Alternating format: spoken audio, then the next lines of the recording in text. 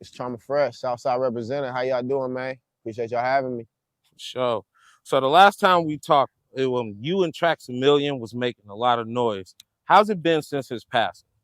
Man, it's been crazy. When Trax left, it left a big void in the city. The city ain't been right since. We miss his presence for sure. We miss you, Trax. You know what I'm saying? I feel like we still going. A lot of artists have stepped up. You know what I'm saying? I think he would be proud of that. Outrageous Karina through San Jose Day 408. That was really dope. A lot of artists are still pushing.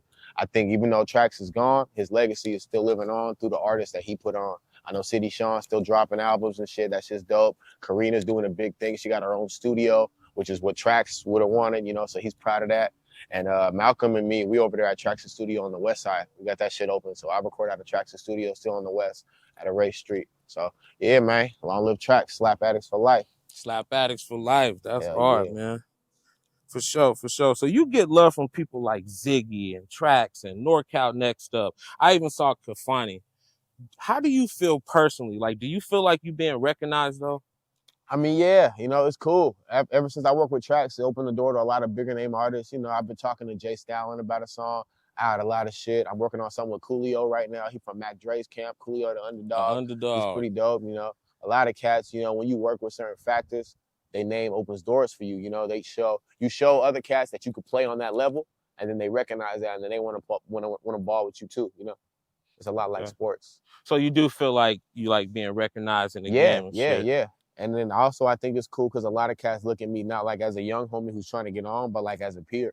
Now, you know what I'm saying? It's a respect thing. Like it's eye to eye. And I got a lot of love for that. So that means a lot to me.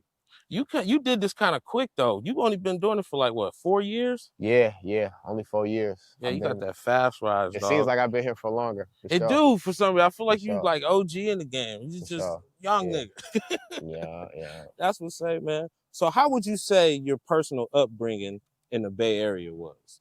I mean, I come from Southside San Ho, man. I got a street background. I grew up on the streets as a kid, slept at the park a lot of nights on the street, grew up. The set took me in. I had a lot of nights where, you do what you got to do to make it. I'm from these cold Southside San Jose streets, and I feel like my music reflects that. And I feel like that's why they rock on me so heavy, because when you listen to it, you know that it's real. You can hear the shit I'm saying. There's pain in my voice. There's grit, and when you look at me, you see somebody. I made it from all of this. I came up from these streets. So when you see me, you know that it's possible for you too. So that's something I really try to do with my music. I want to be a champion. I want to be a beacon of hope for my people and let them know that, hey, he's doing it and you can do it too. And he's doing it for us. So that's something I've really been into lately. You feel like going through that patch of you like having to sleep at parks and stuff like helped or hindered you? It hindered me at first for sure, because you angry as a kid and it messes with your development. You're not supposed to come up like that. But ultimately, I let it fuel me. You know what I'm saying? Whenever I need motivation, I just look at the past. And I think my music, really reflects that. And I use my music as like an expression of that. But, I mean, it wasn't good. No kid wants to grow up like that, but it's something you work with. You take it and you work with it and you turn it into something.